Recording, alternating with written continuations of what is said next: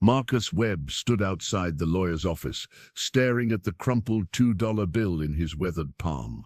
His father's entire estate, the townspeople who had gathered to witness the will reading, erupted in cruel laughter behind him.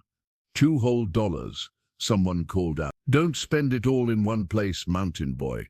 For 28 years, Marcus had endured their mockery about his family's poverty, about his father's obsession with ancient maps and wild stories of hidden places in the peaks above town. Now, with nothing left but his hiking boots and his father's mysterious journal, Marcus made a decision that would silence their laughter forever. He would follow the cryptic trail his father had spent decades mapping, climbing toward legends that everyone dismissed as the fantasies of a broken man.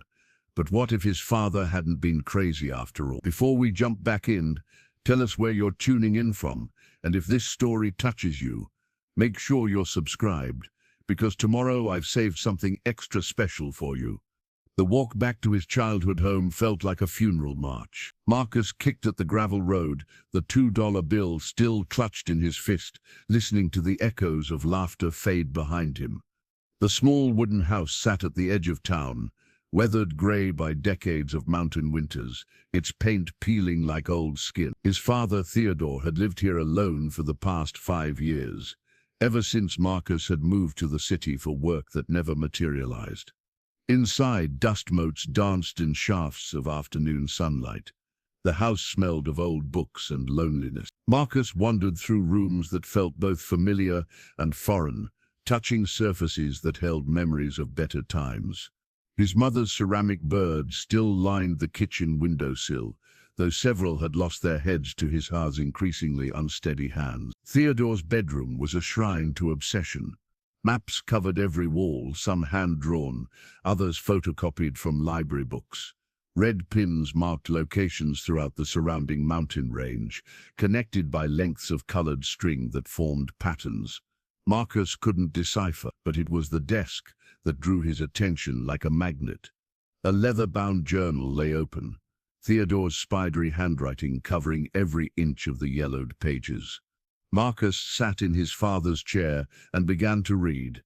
Day 11, 2047, since I first heard the calling. The voices grow stronger each winter, especially during the full moon.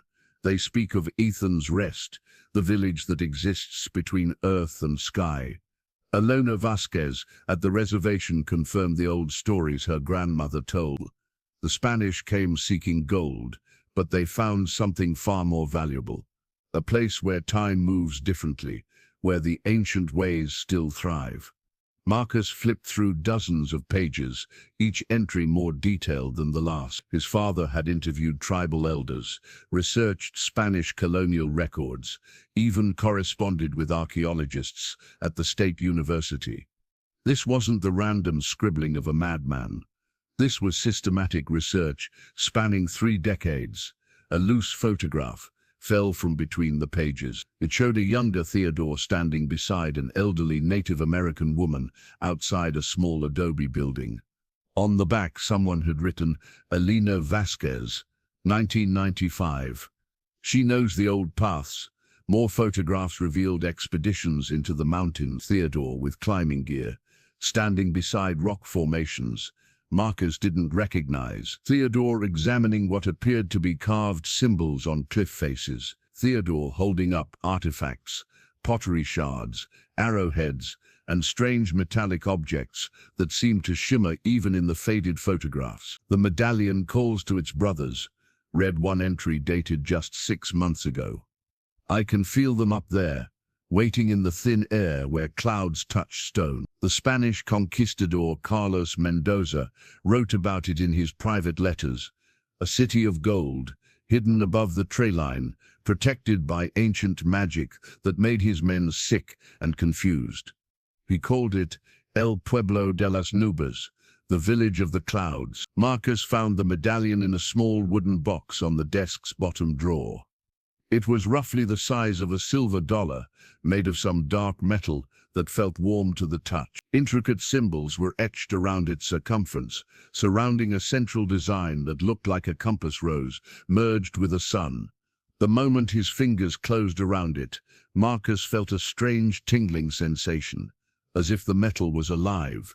A folded paper lay beneath the medallion. Theodore's final letter, written in shaking handwriting that spoke of failing health and running out of time. My son, if you are reading this, then I have failed to complete the journey that has consumed my life. The voices tell me you are the one who must finish what I started. You have the blood, the calling, the strength I no longer possess. The medallion will guide you, but only if your heart is pure and your intentions noble. Do not seek Ethan's rest for personal gain. It exists to preserve something precious that the world has lost. Follow the maps, trust the medallion, and remember that some treasures are worth more than gold. Marcus set the letter down with trembling hands.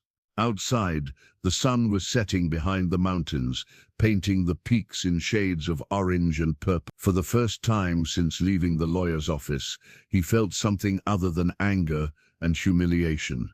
He felt purpose. He gathered his father's journal, the medallion, and the clearest of the hand-drawn maps. In the kitchen, he packed what little food remained in the pantry into his old hiking backpack. His camping gear was still stored in the closet, gathering dust since his last failed job interview in Denver. As darkness settled over the valley, Marcus stood in his father's bedroom one final time, looking at the maze of maps and research that represented a lifetime of obsession. Tomorrow he would begin the journey that Theodore Webb had died believing in, and maybe, just maybe, he would discover that his father hadn't been crazy after all.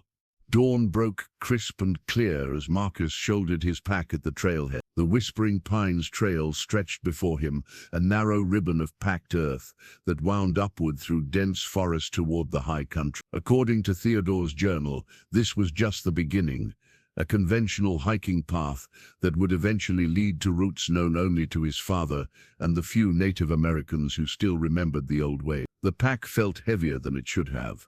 Loaded with 3 days' worth of food, basic camping gear, and his father's research materials. Marcus had deliberately traveled light, knowing that whatever lay ahead would test him in ways that extra equipment couldn't solve. The medallion rested against his chest, suspended from a leather cord that had darkened with age, and his father's sweat. 3 miles up the trail, Marcus encountered his first sign that this journey would be different from any he'd attempted before. A woman in park ranger uniform was examining something beside the path, her radio crackling with static. She looked up as Marcus approached, her expression shifting from routine professionalism to genuine concern. "You're headed pretty far up, aren't you?" she asked, noting his pack and the determination in his stride. "I'm Sarah Mitchell, District Ranger for this section. We've got a weather system moving in that could dump 2 feet of snow above 8,000 feet. Marcus paused, studying her face. Sarah was probably in her early 30s, with the kind of lean build and weathered features that spoke of years spent in the mountains. Her dark hair was pulled back in a practical ponytail, and her eyes held the wariness of someone who'd seen too many overconfident hikers make deadly mistakes. "Marcus Webb," he replied, extending his hand. "I'm planning to be careful." "Webb." Sarah's expression changed subtly. "Any relation to Theodore Webb, the old man who used to hike up here asking questions about Indian ruins?" The mention of his father caught Marcus off guard. "He was my father." "Did you know him?" "I met him a few times over the years. Seemed like a good man, just intense about his research." Sarah's tone suggested she'd been diplomatic in her assessment. "He always claimed there were archaeological sites up there that weren't on any official surveys." Marcus felt the medallion grow warm against his chest, a sensation so subtle he might have imagined it. "What did you think of his theories?" Sarah was quiet for a long moment, studying Marcus with new interest. "Your father knew these mountains better than anyone I've ever met. He could predict weather patterns days in advance, always knew which trails would be safe and which ones to avoid. But some of the things he talked about," she shook her head. "Let's just say the mountains hold a lot of mysteries." As they spoke, Marcus noticed something strange happening to the medallion. The warmth was increasing, and when he glanced down, he could swear the metal was beginning to gleam with an inner light. Sarah didn't seem to notice, but her radio suddenly erupted with heavy static that resolved into urgent voices reporting unusual magnetic readings throughout the region. "That's been happening all week," Sarah muttered, adjusting the radio's frequency. "Some kind of electromagnetic interference. The weather service thinks it might be related to solar activity." Marcus nodded, but privately wondered if the cause might be closer to Earth. According to Theodore's journal, the medallion was supposed to react more strongly as he approached certain locations. If it was already responding this low on the mountain, what would happen when he reached the areas his father had marked on his maps? "I should warn you," Sarah continued, "there have been some strange reports from hikers in the past few months. People claiming to hear voices on the wind, seeing lights in places where there shouldn't be any artificial illumination. Most of them were probably just experiencing altitude sickness or dehydration. But you don't think that explains all of it?" Sarah met his gaze directly. "Marcus, I've been working these mountains for 8 years. I know the difference between tourist hallucinations and something genuinely unexplained.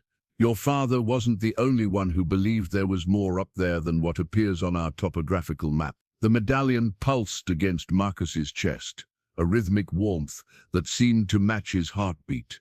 Without thinking, he pulled it from beneath his shirt, and both he and Sarah stared in amazement as the ancient symbols around its edge began to glow with soft blue light. "Jesus," Sarah whispered. "What is that thing?" Marcus quickly tucked the medallion back inside his shirt, but the damage was done. Sarah had seen something that would be impossible to explain away as a trick of the light or optical illusion. "It belonged to my father," Marcus said simply. "I think it's connected to whatever he was searching for up there." Sarah looked up the trail toward the high peaks, then back at Marcus. "I should tell you not to go. Standard safety protocol says no solo hiking with weather moving in. But something tells me you're going anyway." "I have to." "Then at least take this." Sarah handed him a GPS beacon. "If you get into trouble, activate it, and we'll come find you. And Marcus, your father was right about one thing. These mountains deserve respect. They're older and stranger than most people realize." As Marcus resumed his climb, the trail began to steepen noticeably. Behind him, Sarah's radio crackled again, with reports of magnetic anomalies. Ahead, the path wound upward through increasingly sparse forest toward peaks that seemed to shimmer in the morning light. The medallion continued to pulse gently against his chest, growing warmer with each step that carried him further from the ordinary world and closer to whatever mysteries had consumed his father's life. By afternoon, Marcus had climbed above the tree line into a landscape of scattered boulders and hardy alpine grass. The air was thin enough to make him pause frequently, though whether from altitude or anticipation, he couldn't say. The medallion had been pulsing steadily for the past hour, its rhythm growing more insistent as he followed his father's hand-drawn map toward a location marked simply as first mark. According to Theodore's notes, the ancient stone markers were scattered throughout these high meadows, placed there centuries ago by people whose names had been lost to history. Most hikers would walk right past them, dismissing the weathered rocks as natural formation. But Theodore had learned to recognize the subtle signs that distinguished sacred stones from random geology. Marcus found the first marker exactly where his father's map indicated, nestled among a cluster of granite outcroppings that formed a natural shelter from the wind. At first glance, it looked like nothing more than another boulder, worn smooth by countless seasons.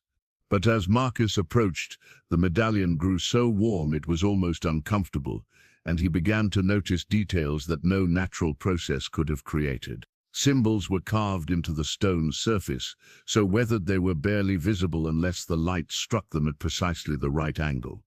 They matched some of the markings on his medallion, flowing script that seemed to tell a story in a language Marcus couldn't read. When he placed his hand against the carved surface, he felt a faint vibration, as if the stone itself was humming with energy. "Now that's interesting." Marcus spun around to find another hiker watching him from about 20 yards away. The man was roughly his own age, with the kind of expensive outdoor gear that suggested weekend warrior rather than serious mountaineer. His camera hung from his neck like a tourist's badge, and his expression held the calculating look of someone who'd stumbled onto something potentially valuable. "James Torres," the stranger said, approaching with an easy smile that didn't reach his eyes. "I was hiking the ridge trail when I saw you examining that rock. Mind if I ask what's so special about it?" Marcus quickly removed his hand from the stone marker, trying to appear casual. "Just taking a rest break. These altitudes take some getting used to. Funny because from where I was standing, it looked like you knew exactly what you were looking for." Torres moved closer, his gaze shifting between Marcus and the carved stone. "That's Native American petroglyphs, isn't it? Pretty unusual to find them this high up the mountain." The medallion was practically burning against Marcus's chest now, and he could feel something else building in the air around them. The wind had died to absolute stillness, and the quality of light seemed to be changing, becoming more intense despite the late afternoon hour. "I'm just a hiker," Marcus said, shouldering his pack. "Nothing more exciting than that. Come on, man. I saw you consulting some kind of map or journal, and that thing around your neck has been glowing for the past 5 minutes. Torres pointed directly at Marcus's chest, where the medallion's light was apparently visible even through his shirt. Before Marcus could respond, they both heard it. Voices on the wind, speaking in the same unknown language as the symbols carved into the stone. The words seemed to come from every direction at once, carried on air currents that shouldn't have existed in the still afternoon atmosphere. Torres went pale, his swagger evaporating instantly. What the hell was that? Marcus felt a strange calm settle over him, as if the voices were somehow familiar despite their alien quality. The medallion's warmth spread through his chest, and for a moment he could almost understand what the voices were saying. They were calling, beckoning, offering guidance to those who knew how to listen. "I don't know," Marcus lied, but his voice carried a confidence that surprised him. Mountain acoustics can be strange. Sound carries differently at altitude. The voices continued for several more minutes, rising and falling in what might have been conversation or ceremony. Torres stood frozen, his expensive camera forgotten as he strained to determine the source of the impossible sounds. Marcus used the distraction to study his father's map more carefully, noting additional markers indicated along a route that led steadily upward toward peaks that seemed to shimmer with more than just heat distortion. When the voices finally faded, Torres turned to Marcus with desperate eyes. "Look, I don't know what's going on here, but I know it's not normal. Those voices, that glowing thing you're wearing, this carved rock, there's something seriously weird happening on this mountain." Marcus met his gaze steadily. "Maybe you should head back down. The weather's supposed to turn nasty, and these high meadows aren't safe when storms move in."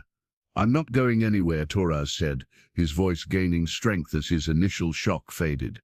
"I've been coming to these mountains for 5 years, and I've never seen or heard anything like this. If you've found something important up here, I want to be part of it." The medallion pulsed once more, and Marcus made a decision that would change both their lives, whatever lay ahead. It was clear that James Torres wasn't going to be dissuaded by reasonable warnings or polite deception. And perhaps, Marcus thought, remembering his father's notes about the dangers of traveling alone in the high country, having a witness might not be entirely unwelcome. "All right," Marcus said finally, "but if you're coming with me, you need to understand that we're not just hiking anymore. We're following a trail that my father spent 30 years mapping towards something that may or may not exist. And if those voices are any indication, we're getting close to something that doesn't want to be found by casual tourists." Torres nodded eagerly, apparently willing to accept mystery if it meant adventure. As they prepared to leave the stone marker behind, Marcus took one last look at the carved symbols, committing them to memory. According to his father's journal, there were 7 more markers to find before they reached what Theodore had called the threshold. And if the voices were growing stronger, Marcus suspected the real journey was just beginning. The storm came down from the peaks like an avalanche of wind and ice, transforming the clear afternoon into a howling nightmare in minutes. Marcus and Torres huddled behind a wind-scoured boulder, watching horizontal snow erase the landscape around them. What had started as scattered clouds had become a full mountain blizzard, with the sudden violence that killed unprepared hikers every season. "This is insane," Torres shouted over the wind, his expensive jacket already accumulating ice. The weather forecast didn't predict anything like this. Marcus consulted his father's journal, the pages whipping in the gale as he tried to read Theodore's cramped handwriting. According to the notes, storms like this were common near the sacred sites, as if the mountains themselves were testing the resolve of those who sought to penetrate their secrets. There, Marcus pointed, through the swirling snow toward a massive boulder that seemed to glow with its own inner light. "My father wrote about this, the trial stone. He said it only appears during storms." Torres squinted through the blizzard, his skepticism wavering as he realized the boulder was indeed emanating a soft, golden radiance that had nothing to do with reflected sunlight. "That's impossible. Rocks don't glow." The medallion around Marcus's neck had become almost too hot to bear, pulsing in rhythm with the strange light ahead. As they struggled through knee-deep snow toward the impossible boulder, Marcus felt the same calm certainty that had come over him at the stone marker. This was meant to happen. The storm, the timing, their presence here together. It was all part of a pattern his father had only begun to understand. The trial stone was roughly 20 feet tall and perfectly round, its surface polished to mirror smoothness despite sitting exposed to mountain weather for what must have been centuries. As they approached, the carved symbols that covered its surface became visible, similar to those on the marker but far more complex. The entire boulder seemed to be covered in a spiraling text that told some epic story from base to summit. "Look at this," Torres breathed, his fear momentarily overcome by wonder. "These carvings are incredible. They must be thousands of years old." Marcus placed his hand against the stone's warm surface, and immediately the world around them changed. The howling wind died to absolute silence. The swirling snow stopped mid-flight, individual flakes suspended in the air like stars. Even their breath vapor hung motionless in the suddenly still air. "What did you do?" Torres whispered, his voice echoing strangely in the unnatural quiet. Before Marcus could answer, the boulder began to move, not rolling or shifting, but opening, its solid surface dividing like a flower blooming in slow motion. The stone parted along lines that hadn't been visible moments before, revealing a passageway that led directly into the mountain's heart. Warm air flowed out of the opening, carrying scents of growing things and distant spices. "This isn't possible," Torres muttered, but he was already moving toward the entrance, drawn by the promise of shelter and the undeniable evidence that everything he thought he knew about reality was changing. Marcus hesitated at the threshold, remembering his father's warnings about the point of no return. Once they entered the hidden passage, there would be no pretending this was just an unusual hiking trip. They would be committed to a journey into something far stranger and more dangerous than either of them was prepared for. The medallion pulsed one final time, and Marcus heard his father's voice as clearly as if Theodore was standing beside him. "Trust the stone, son. It knows who belongs here. We go in together," Marcus told Torres. "Whatever happens next, we watch each other's backs." Torres nodded, his usual cocky confidence replaced by genuine respect for the forces they were encountering. "I've got your back. Let's see what your father spent 30 years trying to find." They stepped through the opening together, and immediately the stone began to close behind them. The last thing Marcus saw of the ordinary world was the suspended snowflakes beginning to fall again, as the storm resumed its natural course. Then the trial stone sealed completely, and they were committed to the path that led deeper into the mountain's ancient heart. The passage ahead glowed with the same golden light as the stone itself, emanating from crystalline formations embedded in the tunnel walls. The air was warm and fresh, carrying sounds that might have been distant music or might have been the mountain itself breathing. Their footsteps echoed in harmonies that suggested the passage was designed to amplify and enhance sound in ways that normal architecture couldn't achieve. "There's no going back now," Marcus said, as much to himself as to Torres. "I wouldn't want to," Torres replied, and for the first time since they'd met, his voice carried complete sincerity. "Whatever this is, it's the most incredible thing I've ever experienced." As they walked deeper into the mountain, following a path that defied every law of geology Marcus had ever learned, the medallion's warmth spread through his entire body. He was no longer just Theodore Webb's son, carrying on a dead man's obsession. He was becoming something new, something the ancient builders of this place had always intended him to be. Behind them, the storm raged against a mountain that had already claimed them as its own. The passage stretched ahead like the throat of some massive creature, its walls embedded with crystals that pulsed in slow, hypnotic rhythms. Marcus and Torres walked in awed silence, their footsteps echoing with whimsical overtones that seemed to harmonize with the crystalline light. The air grew warmer as they descended, carrying scents that belonged to no mountain environment Marcus had ever experienced: jasmine and cedar, honey and rain. "Look at these formations," Torres whispered, running his fingers along the wall. The crystals responded to his touch, brightening from pale blue to brilliant azure before fading back to their steady glow. "I've never seen anything like this in any geology textbook." Marcus consulted his father's journal, finding pages of detailed observations about this very passage. Theodore had theorized that the crystals were some form of bioluminescent mineral, possibly created by the same ancient civilization that had built the hidden village. But reading about it and experiencing it were entirely different things. The medallion around his neck had settled into a steady warmth that felt like a heartbeat against his chest. According to the journal, this meant they were on the correct path, following routes that had been traveled for centuries by those who knew the old ways. Marcus found himself walking with growing confidence, as if the passage itself was guiding his steps. After what felt like hours but could have been minutes, time seemed to move differently in the crystal-lit tunnel. They came upon their first major discovery. The passage opened into a vast circular chamber, whose walls were covered in murals that took their breath away. The artwork was pristine, protected by the dry mountain air and whatever forces maintained this hidden realm. The murals told a story in vivid detail, painted in pigments that seemed to glow with their own inner light. Marcus and Torres moved slowly around the chamber, following the narrative from its beginning near the entrance to its conclusion on the far wall. The first panel showed a thriving civilization, people dressed in elaborate feathered costumes and jewelry that reflected the style of both Spanish and Native American cultures. They lived in a magnificent city built into the mountainside, with terraced gardens and buildings that seemed to grow from the living rock.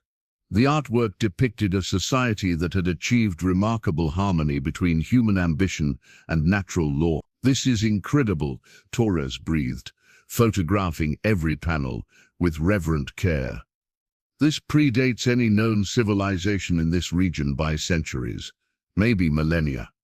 As they progressed around the chamber, the story took a darker turn. Spanish conquistadors appeared in the paintings, their armor and weapons rendered in meticulous detail. The murals showed the arrival of these foreign invaders, their lust for gold, and the violence they brought to the peaceful mountain people. But the mountain dwellers had been prepared. The final panels showed the entire city being hidden behind veils of mist and magic, protected by ancient knowledge that made it invisible to conquistador eyes. The artwork depicted the village literally rising into the clouds, becoming one with the sky itself to escape the destruction that had claimed so many other indigenous settlements. "Athens Rest," Marcus said, recognizing details from his father's research. "The village of the clouds." This is exactly what Theodore spent his life trying to find.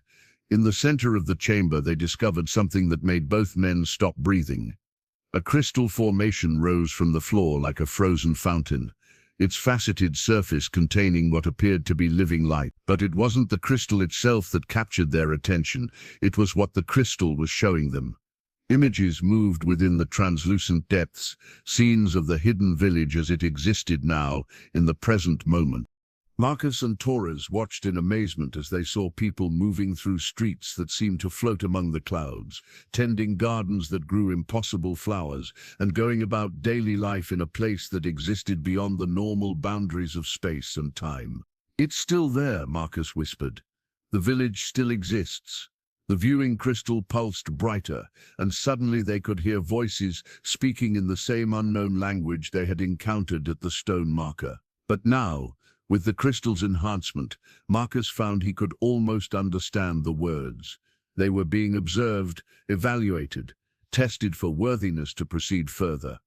Torres stepped closer to the crystal, his scientific skepticism finally overwhelmed by undeniable evidence. "This is beyond anything we know about optics or geology. It's like looking through a window into another dimension." As if responding to their wonder, the crystal's images shifted to show a figure Marcus recognized from his father's photographs. An elderly Native American woman stood in the village's central plaza, her face turned toward the viewing crystal, as if she could see them watching her. She spoke directly to them, her words becoming clearer as the crystal's power intensified. "Marcus Webb," she said, her voice carrying impossible distances through crystalline technology that predated modern science by centuries. "Son of Theodore, grandson of the blood that binds earth to sky, you have passed the first threshold, but greater tests await, and not all who enter the hidden path are worthy to reach Ethan's rest." The woman raised her hand, and Marcus saw that she wore a medallion identical to his own. The two pieces of ancient metal seemed to recognize each other across the mystical connection, their combined power filling the chamber with harmonious light. "I am Elena Vasquez, last guardian of the old way. If you would find what your father sought, you must prove yourselves worthy of the trust our ancestors placed in the mountain's protection. Follow the crystal path, but remember, some doors, once opened, can never be closed again." The image faded, leaving Marcus and Torres alone in the pulsing light of the crystal chamber, forever changed by what they had witnessed, and faced with a choice that would determine not just their own fates, but the future of secrets that had been hidden for 500 years. Beyond the crystal chamber, the passage divided into 3 tunnels, each marked with different symbols that matched those on Marcus's medallion. According to his father's journal, this was where most seekers failed, not from choosing the wrong path, but from failing to understand that the choice itself was the test. Marcus studied the symbols carefully, feeling the medallion's warmth guide his understanding. The left tunnel bore the mark of the eagle, representing vision and perspective. The right showed the serpent, symbolizing wisdom and transformation. But the center path carried the sign of the bear, strength, protection, and the courage to face what others would flee from. "Which way?" Torres asked, his camera hanging forgotten around his neck as the magnitude of their situation settled over him. "All of them," Marcus replied, surprising himself with the certainty in his voice. "Look at the floor." Torres knelt and examined the stone beneath their feet. Barely visible marks showed the traffic patterns of countless previous visitors. The paths converged again beyond sight, suggesting that the 3 tunnels were different routes to the same destination, each testing different aspects of character. "We stay together," Marcus decided. "The center path. If we're going to face whatever guardians Elena mentioned, we face them with courage, not cleverness or distant observation." The bear tunnel was wider than the others, its walls carved with scenes of humans and animals working together in harmony. The crystals here pulsed with deeper, more grounding colors, rich browns and forest greens that seemed to connect them to the earth itself. Their footsteps took on a heavier rhythm, as if the tunnel was teaching them to walk with the deliberate strength of the bear. After several hundred yards, the passage opened into another chamber, this one dominated by 3 massive stone figures that stood sentinel around a central fire pit. The statues were clearly not human, though they possessed a dignity and intelligence that commanded immediate respect. Each was roughly 12 feet tall, carved from single blocks of dark stone that seemed to absorb light rather than reflect it. As Marcus and Torres approached, the stone figures began to move. The transformation was gradual at first, a slight shifting of weight, the subtle repositioning of carved features. Then the statues stepped down from their pedestals with movements that were surprisingly graceful for beings made of solid rock. Their eyes opened, revealing depth that held the accumulated wisdom of centuries.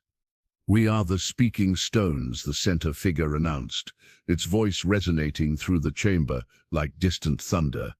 "Guardians of memory, keepers of the ancient covenant, you seek passage to Athens' rest, but first you must prove yourselves worthy of the trust our people placed in these mountains." Turres backed against the tunnel wall, his rational mind struggling to process walking, talking statues. Marcus felt the medallion pulse with recognition and stepped forward with surprising calm. "I am Marcus Webb, son of Theodore. My family has sought this place for generations." "Yes," the left statue intoned, its voice carrying the weight of stone grinding against stone. "We knew your grandfather and his grandfather before him. The blood remembers, even when the mind forgets. But blood alone does not grant passage." The third statue gestured toward the fire pit, which suddenly blazed to life with flames that cast no heat, but filled the chamber with dancing shadows. "Behold the price of our protection."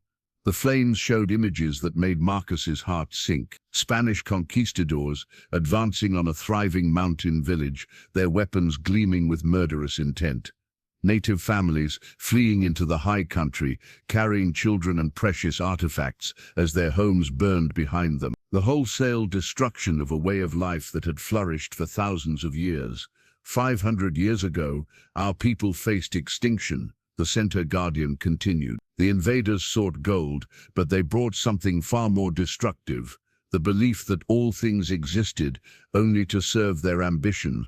They would have stripped these mountains bare, enslaved or killed every person who called this place home. The flames shifted to show the village's miraculous transformation, buildings rising into the mists, entire communities stepping sideways out of normal reality to escape the conquistadors' reach. It was preservation magic on a scale that dwarfed anything in Marcus's understanding. "We chose to become guardians of what was saved," the right statue explained. "Not just the people and their possessions, but their way of seeing the world. The understanding that all things are connected, that taking more than you need destroys the balance that sustains all life." Marcus felt the weight of their words settling into his bones. "What do you want from us?" "The same choice your ancestors faced," the Center Guardian replied. "Will you use what you find here to serve yourself or to serve something greater? The village's treasures could make you wealthy beyond imagination, but wealth built on exploitation carries the same poison that drove the conquistadors to violence." The speaking stones began to circle around Marcus and Torres, their massive forms moving with hypnotic grace. Each seeker faces 3 trials. First, you must demonstrate that you understand the true value of what you seek. Second, you must prove your commitment extends beyond personal gain. Third, you must show the courage to protect what matters, even when protecting it costs you everything. Torres found his voice at last. "What happens if we fail?" "The same thing that happens to all who seek sacred places with unworthy intentions," the left statue answered. "You become lost wandering these passages until you either find wisdom or find death. The mountain keeps what it claims." The fire pit flared higher, and the flames showed a final image that made Marcus gasp.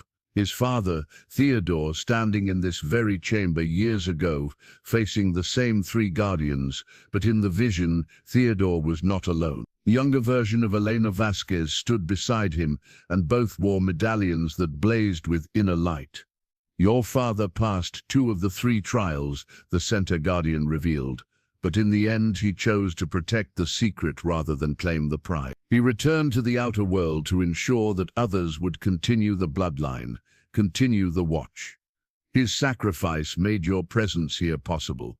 Marcus felt tears on his cheeks as he finally understood his father's true legacy. Theodore hadn't failed to reach Athens' rest. He had reached it, been accepted, and chosen to give up paradise to ensure the village's protection would continue into the next generation. Now, the right statue declared, "Your trials begin." The trials had tested them in ways Marcus would spend years trying to understand. Visions of greed and selflessness, moments where they had chosen protection over profit, courage over comfort. When the speaking stones finally stepped aside and the passage opened before them, both Marcus and Torres walked with the humbled gait of men who had discovered how little they truly knew about themselves. The final tunnel sloped upward through living rock that seemed to pulse with its own heartbeat. The medallion around Marcus's neck had grown almost uncomfortably warm, vibrating with harmonics that made his teeth ache. Then, without warning, they stepped through a curtain of silver mist and found themselves standing on a platform of polished stone that jutted out into open sky. "Sweet Mother of God," Torres breathed.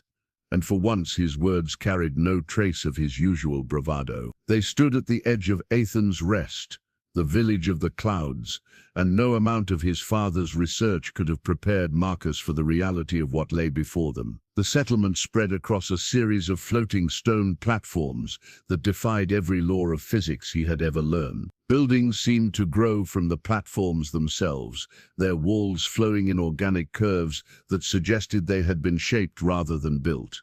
Gardens cascaded over the edges of each level, their roots somehow finding purchase in thin air. The entire village was suspended within a massive cloud formation that provided both concealment and a kind of mystical atmosphere. Wisps of vapor drifted between the buildings like curious spirits, and the air itself seemed to shimmer with possibilities. Bridges of what appeared to be crystallized starlight connected the various platforms, creating pathways that curved through three-dimensional space in ways that made Marcus's eyes water.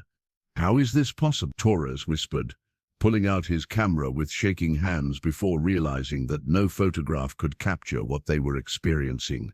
At the heart of the village, dominating the largest central platform, stood a formation that could only be the heart of Athens. It rose nearly 100 feet into the air, a complex crystalline structure that pulsed with all the colors of sunset and dawn combined. Energy flowed through its faceted surfaces in patterns that reminded Marcus of neural networks or circulatory systems, as if the crystal was the living brain and heart of the entire settlement. Marcus WEBB. He turned to find Elena Vasquez approaching across one of the impossible bridges. She was exactly as she had appeared in the crystal viewing chamber, though seeing her in person revealed details that no mystical communication could convey. She was ancient in the way that mountains were ancient, not weathered by time, but refined by it, made more essentially herself through decades of connection to forces beyond normal human experience. "Elena," Marcus said, finding his voice steady despite the overwhelming nature of their surroundings. "My father spoke of you in his journal. Theodore was a good man and a better friend than I deserved," Elena replied, her accent carrying traces of both Spanish and something far older. He understood what many seekers never learn, that some treasures are too precious to possess, too important to own. She led them across the bridge toward the central platform, and Marcus discovered that walking on crystallized light was surprisingly solid, though it hummed beneath their feet with musical tones that seemed to respond to their emotional state. Torres muttered a constant stream of amazed observations, his scientific mind struggling to catalogue impossibilities. "Welcome to Athens' Rest," Elena said as they reached the main plaza, the last free city of the Cloud People, preserved here for 500 years while the outer world forgot that magic and technology once worked as partners rather than enemies. The plaza buzzed with activity that should have been impossible. People moved through the spaces with the easy confidence of those who had never known anything but this floating paradise. Children played games that involved manipulating light and shadow, while adults tended gardens that grew in carefully controlled sections of cloud and mist. The technology was beyond anything Marcus had imagined, not the mechanical dominance over nature that characterized the modern world, but a seamless integration that made human civilization and natural law dance together in perfect harmony. "How many people live here?" Marcus asked, watching a group of artisans who seemed to be weaving solid light into fabric. 47 souls, Elena replied, the descendants of those who chose preservation over conquest, who understood that survival sometimes requires stepping outside the world that others call real. She guided them to a building that seemed to grow from the platform like a massive tree, its walls curved and organic, its windows appearing wherever the natural flow of the architecture suggested they should be. Inside, the space opened up in impossible directions, rooms that were larger than the building that contained them. "This is the archive," Elena explained, gesturing toward walls lined with books, scrolls, artifacts, and technologies that spanned centuries of development. "Everything the conquistadors sought to destroy, we preserved here, not just objects, but knowledge, wisdom, ways of seeing that the outer world abandoned in its rush toward dominance." Marcus moved through the archive like a man in a dream, touching books bound in materials he couldn't identify, examining artifacts that seemed to shift between functional tools and works of art depending on how he looked at them. The wealth here was staggering, but it wasn't the wealth of gold and precious stones that the Spanish had imagined. "The heart of Athens maintains all of this," Torres asked, staring up at the massive crystal visible through the archive's transparent ceiling. "The heart maintains the village, but the village maintains itself," Elena corrected. "We learned long ago that any paradise that requires external support will eventually become a prison. Everything here exists in balance. We take only what we need, give back more than we take, and remember always that we are guardians, not owners." As afternoon light filtered through the cloud walls, painting everything in shades of gold and silver, Marcus felt a profound understanding settling into his mind. This wasn't just a hidden village or a repository of ancient treasures. This was proof that humanity could choose a different path, could build civilization without destroying the world that sustained it. "Elena," he said finally, "my father's journal mentioned that the village's treasures could help indigenous communities throughout the world. Is that why you've preserved all this?" Elena's smile held centuries of patient hope. "Theodore understood our true purpose. The wealth here belongs to all the peoples the conquistadors displaced, enslaved or destroyed. We have waited 500 years for someone worthy to help us return it to its rightful inheritors." The magnitude of what she was offering hit Marcus like a physical blow. The archive contained enough wealth to transform indigenous communities across the Americas, to fund education, healthcare, and cultural preservation on a scale that could reverse centuries of systematic oppression. "But first," Elena continued, her expression growing serious, "you must understand the price of such knowledge. Once you accept guardianship of these secrets, your old life ends. You become part of something larger, something that will demand everything you are and everything you might have been." That evening, Elena led Marcus and Torres to the archive's innermost chamber, where she unveiled the Golden Codex. The book was unlike anything in Marcus's experience. Its pages seemed to be made of hammered gold, so thin it was translucent, and the text written upon them shifted between languages as he watched, adapting itself to ensure he could understand every word. "This contains the complete history of our people," Elena explained, her weathered hands treating the ancient volume with reverent care. "Not the history that was written by conquerors, but the true story of what was lost and what was saved." As Marcus read, the medallion around his neck grew warm, and images began forming in his mind. Memories that belonged to people he had never met. Ancestors whose blood ran in his veins, but whose stories had been buried beneath centuries of deliberate forgetting. The codex revealed that his great-great-grandmother had been Maria Elena Vasquez, Elena's own sister, who had fallen in love with a Spanish cartographer named Diego WEBB. Unlike the conquistadors who saw only gold to be stolen, Diego had come to understand and respect the indigenous ways of seeing the world. When the village retreated into the clouds, Maria Elena had chosen to remain in the outer world, taking Diego's name and raising children who carried both bloodlines. "You are not just a descendant of those who built this place," Elena said, watching understanding dawn in Marcus's eyes. "You are family, my great-great-nephew, inheritor of obligations that have been passed down through 5 generations of Webbs." Torres sat in stunned silence as the implications unfolded. Your father knew all this. Theodore discovered the truth during his final visit here, 15 years ago.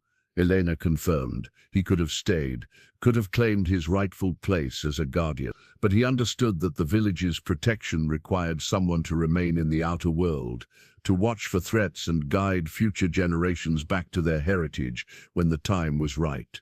The Golden Codex revealed more than just family history. Its pages described a network of hidden sites throughout the Americas, places where other communities had preserved fragments of the old knowledge. Ethan's Rest was the largest and most complete, but it was part of a constellation of hidden sanctuaries that had maintained indigenous wisdom while the surface world forgot. This is why the wealth matters, Elena continued, turning to pages that detailed the village's true resources. Gold, yes, but also technologies that could revolutionize agriculture, medicine, and energy production. Knowledge that could help communities become self-sufficient without destroying their environments. Marcus studied diagrams that showed farming techniques capable of producing abundant crops in harsh climates, architectural principles that created buildings which generated more energy than they consumed, and healing practices that combined spiritual wisdom with sophisticated understanding of human biology. The conquistadors sought gold because they measured wealth in accumulation. Elena explained, "We measure wealth in circulation, in how much good can be accomplished by sharing what we have learned." The final sections of the Codex contained detailed plans for what Elena called the Great Return, a careful process of reintroducing preserved knowledge and resources to indigenous communities worldwide. But the plans required someone who could move freely in both worlds. Someone who understood modern systems well enough to navigate them, while remaining true to the ancient principles that had preserved Ethan's Rest. "This is why your father spent his life mapping routes to this place," Elena said. "Not so he could claim treasure for himself, but so his children would be prepared when the time came to fulfill our people's destiny." Torres found his voice at last. "What about me? I'm not family, I'm not indigenous, I'm just a weekend hiker who followed the wrong person up a mountain." Elena studied him with eyes that seemed to look through him to some deeper truth. James Torres, grandson of migrants who fled oppression in their homeland, seeking better lives for children they would never see grow to adulthood. "Do you think bloodlines are the only thing that matter here?" She opened another section of the Codex, revealing pages that described the village's history of adoption. Spanish soldiers who had chosen indigenous wisdom over conquest, African slaves who had escaped to mountain freedom, immigrants from dozens of nations who had found in the high country something worth preserving. "The village has always grown through choice rather than birth," Elena continued. "What matters is not where you came from, but what you choose to do with the knowledge you gain here." Marcus felt the weight of generations settling on his shoulders. His father's obsession hadn't been madness or escapism.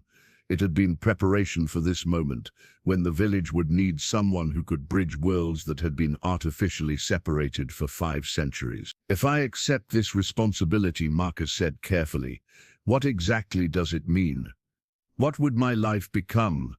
"It means becoming a conduit between preserved wisdom and present need," Elena replied. "It means using the village's resources to fund projects that serve justice rather than profit. It means ensuring that what was saved here eventually finds its way back to the communities it belongs to." The medallion around Marcus's neck pulsed with warmth, and he realized it was responding to his emotional state. The ancient metal seemed to be acknowledging his growing understanding, his acceptance of a purpose that was larger than any individual life. "And if someone tries to stop us, Torres, if the same forces that drove our ancestors into hiding decide that this knowledge is too dangerous to be shared," Elena's smile held centuries of patient determination, "then you will discover why the mountain has spent 500 years teaching its guardians how to fight." As night settled over the village, Marcus stood at the edge of the central platform, looking out over clouds that stretched to the horizon like a silver sea. Somewhere below, the ordinary world continued its familiar patterns of conflict and acquisition. But here, suspended between earth and sky, he had found something worth protecting, worth fighting for, worth dedicating whatever years remained to him. The golden codex lay open in his hands, its pages glowing with inner light as it prepared to reveal the specific steps that would transform ancient wisdom into modern action. Tomorrow, the real work would begin. Marcus awoke to Elena shaking his shoulder, her face pale with an urgency he had never seen before. The guest quarters where he and Torres had spent the night were bathed in the red light of dawn, but something was wrong with the quality of that light. It flickered and pulsed erratically, as if the village's fundamental systems were being disrupted. "We have visitors," Elena said grimly, "and they are not the kind who arrive by following ancient paths." Through the transparent walls of their quarters, Marcus could see the heart of Aethan crystal fluctuating between its normal golden glow and periods of disturbing darkness. The entire village seemed to be struggling to maintain its stability, buildings wavering slightly as if they were mirages, threatening to disperse. Torres was already awake, staring at his smartphone in disbelief.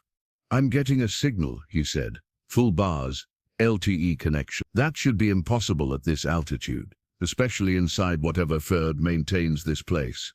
Elena's expression darkened further. "Show me." Torres handed over his phone, and Elena's face went ashen as she saw the screen. GPS coordinates were displayed with pinpoint accuracy, showing their exact location within Aethan's Rest. Worse, the phone's activity log showed that location data had been broadcasting continuously since they had arrived. "Your device has been compromised," Elena said, her voice tight with controlled fear. "Someone has been tracking you since you began this journey, waiting to see where you would lead them." As if summoned by her words, a mechanical humming filled the air above them. Through the village's protective cloud layer, the dark silhouette of a drone descended, its sophisticated cameras and sensors sweeping across the floating platforms with scientific precision. The device was larger and more advanced than any civilian model Marcus had ever seen, bristling with equipment that suggested military or corporate backing. "Victor Harrison," Elena spat, recognizing something about the drone's configuration. "We should have known he would not give up so easily." "Who's Victor Harrison?" Marcus asked, but even as he spoke, his father's journal was providing the answer. Theodore had written extensively about Harrison, a billionaire land developer who had spent decades buying up properties throughout the mountain regions, always searching for something more valuable than mere real estate. "A man who believes that everything in the world exists to serve his ambition," Elena replied. "He has been hunting for places like this for 20 years, following stories and legends, buying the cooperation of anyone who might have access to indigenous knowledge." The drone was joined by others, a small fleet of surveillance devices that began mapping the village with methodical efficiency. Their presence was causing visible distress to the heart of Aethan, whose maintaining field was clearly being disrupted by the electronic interference. "Elena, look!" Torres pointed toward the cloud layer surrounding the village.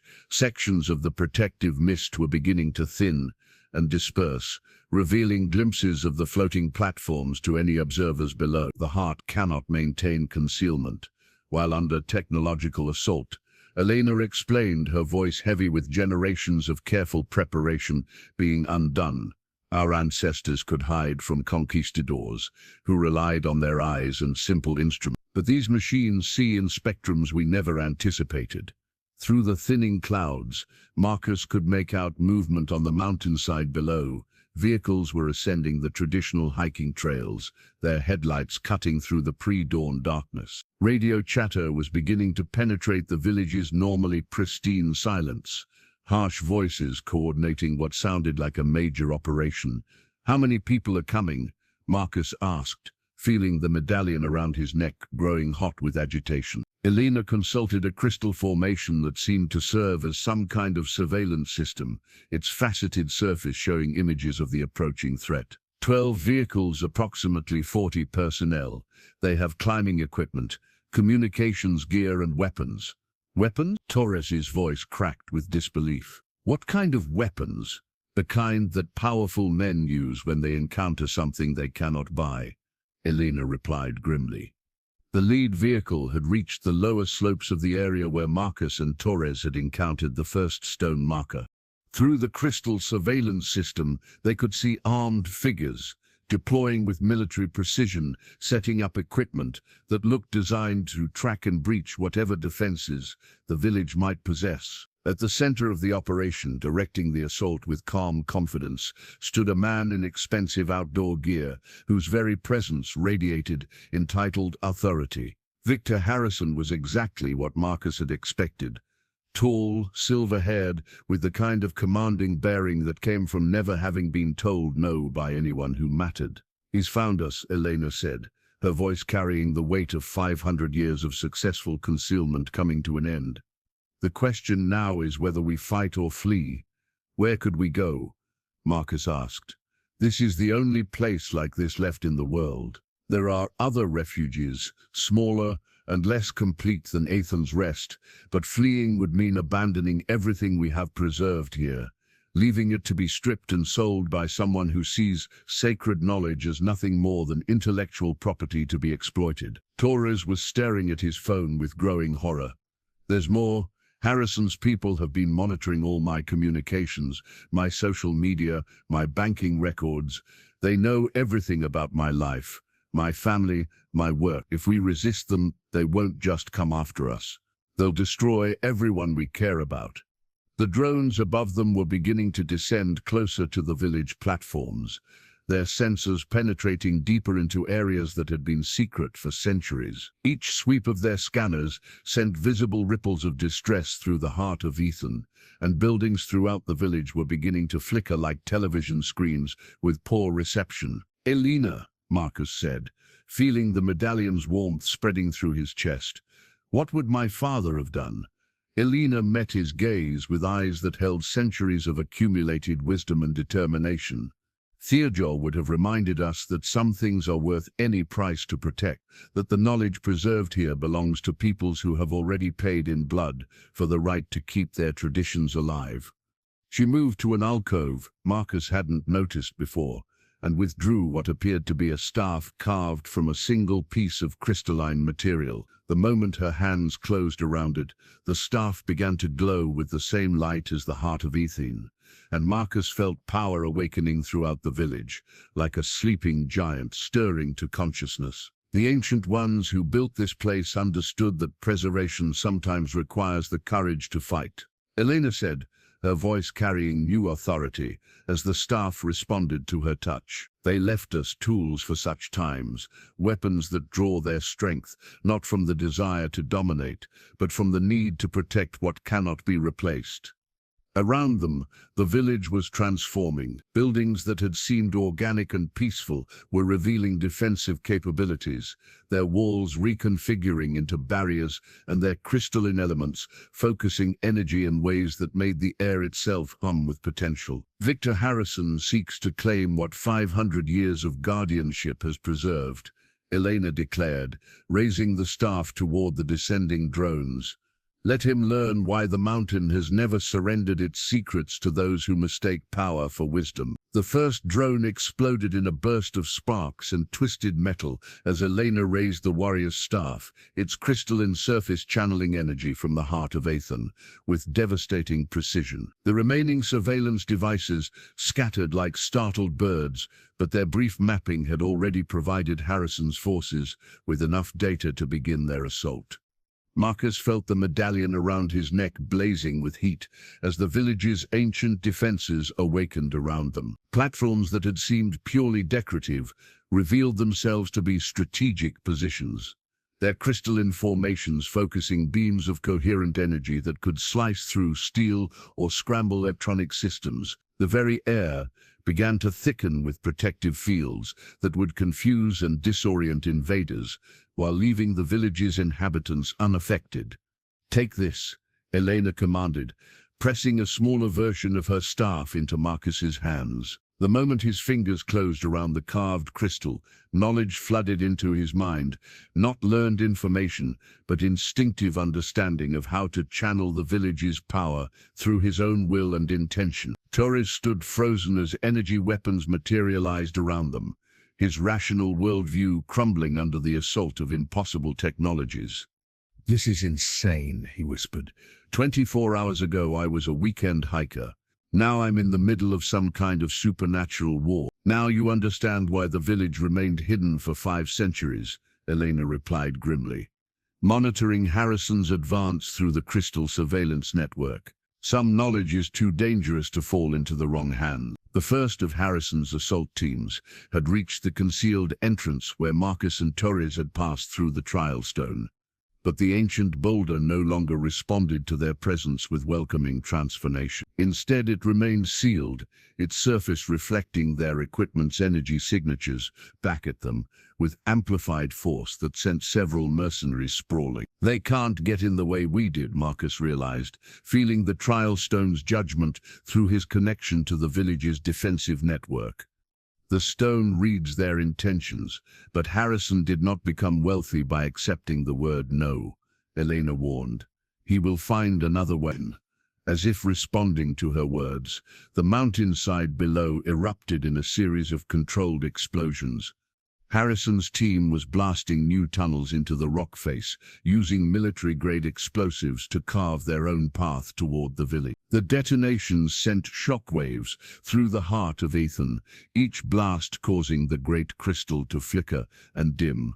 "He's destabilizing the entire system," Elena said, her voice tight with controlled panic. "If the heart fails, the village will fall from the clouds. 500 years of preservation will be lost in minutes." Marcus raised his staff, feeling its power flow through him like liquid lightning. Without conscious thought, he was directing energy toward the blast sites, creating barriers of crystallized air that absorbed the explosion's force before they could reach the village's foundation. "How am I doing this?" he asked, even as his hands moved with practiced precision to weave protective fields around the floating platforms. "The blood remembers what the mind has forgotten," Elena replied, her own staff blazing as she coordinated the village's more complex defensive systems. "Your ancestors helped design these protections. The knowledge is written into your bones." Torres found his purpose when one of Harrison's drones broke through their defensive perimeter, its cameras and sensors scanning the archive with mechanical hunger. Without thinking, he grabbed a crystal formation from the nearest wall and hurled it at the device. The moment the crystal made contact, the drone's systems overloaded in a cascade of electrical feedback that left it spinning helplessly toward the cloud layer below. "The crystals disrupt their electronics," Torres called out, understanding flooding through him. "That's why your phone started working when we got here." The village systems were learning to interface with modern technology. Elena nodded approvingly. "Elena, begin the awakening protocol. If Harrison wants a war, he will discover what it means to fight a mountain that has been sleeping for centuries." The heart of Ethan pulsed once, then began to resonate with harmonics that made Marcus's teeth ache. Throughout the village, dormant systems were coming online. Defensive measures that had been installed by builders who understood that preservation sometimes required the absolute destruction of those who threatened what could not be replaced. The mountain itself began to respond. Ancient guardian spirits that had slumbered in the high peaks stirred to consciousness, their presence manifesting as localized weather phenomena that turned Harrison's technological advantage against him. Sudden fog banks concealed his snipers' positions while leaving village defenders with perfect visibility. Wind shears sent his helicopters spinning away from the combat zone. Lightning strikes disabled his communications equipment with surgical precision. "This is impossible," Harrison's voice crackled through captured radio equipment, his composed demeanor finally cracking under the assault of forces. His worldview could not accommodate. "Weapons don't work like this. Weather doesn't behave like this." "Welcome to a place where the old laws still apply," Elena whispered, her staff now blazing with light that could be seen for miles through the mountain's supernatural defenses. Marcus felt the battle's tide turning as the village's full defensive capabilities manifested around them. But victory came with a terrible price. Each use of the ancient weapons drew energy from the heart of Ethan, and he could feel the great crystal's reserves diminishing with every protective barrier they erected.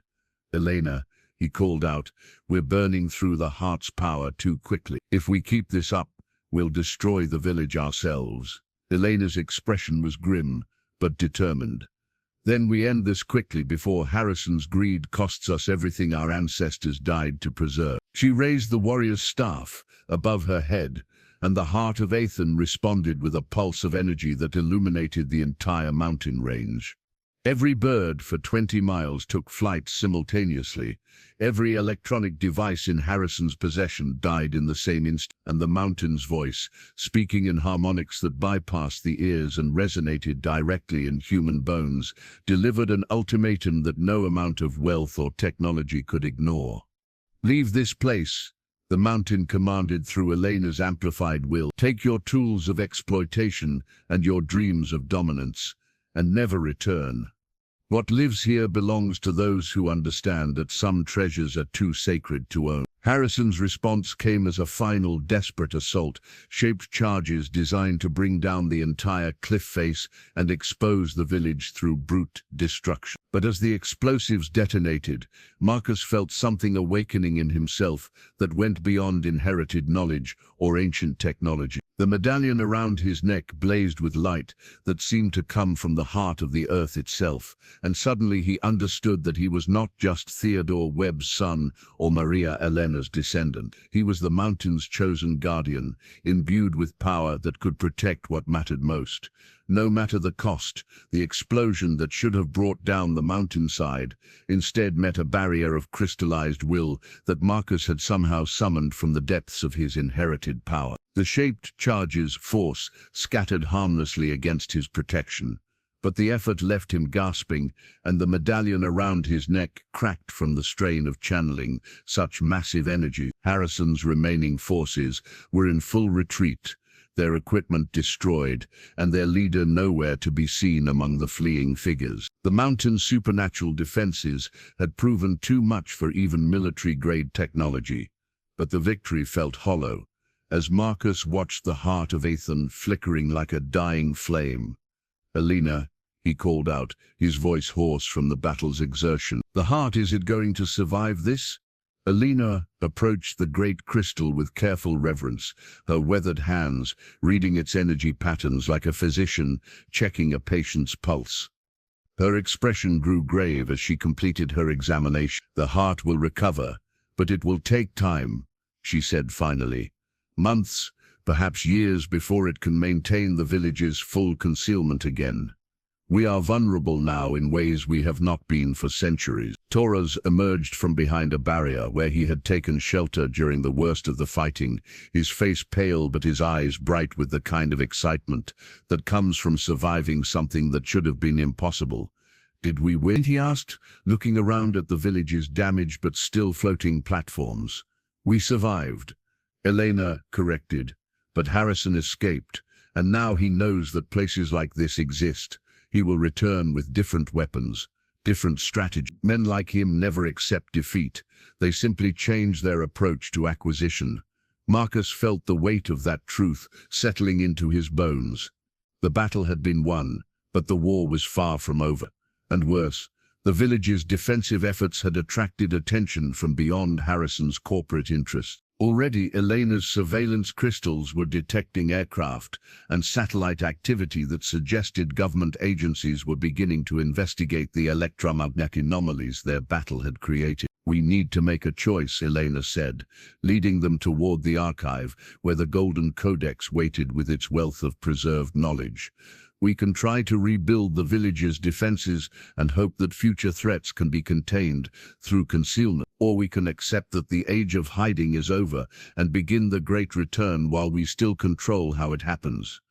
The implications hit Marcus like a physical blow. Everything his father had worked toward, everything the village had preserved for 5 centuries, hung in the balance of a decision that had to be made in the aftermath of battle, when emotions ran high and clear thinking was nearly impossible.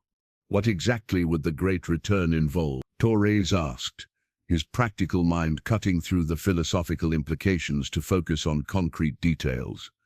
Elena opened the Golden Codex to pages that outlined plans decades in the making. "We would begin systematically sharing the village's knowledge and resources with indigenous communities worldwide, not all at once. That would create chaos and invite further conflict, but gradually, carefully, in ways that appear to be natural development rather than the revelation of hidden technologies.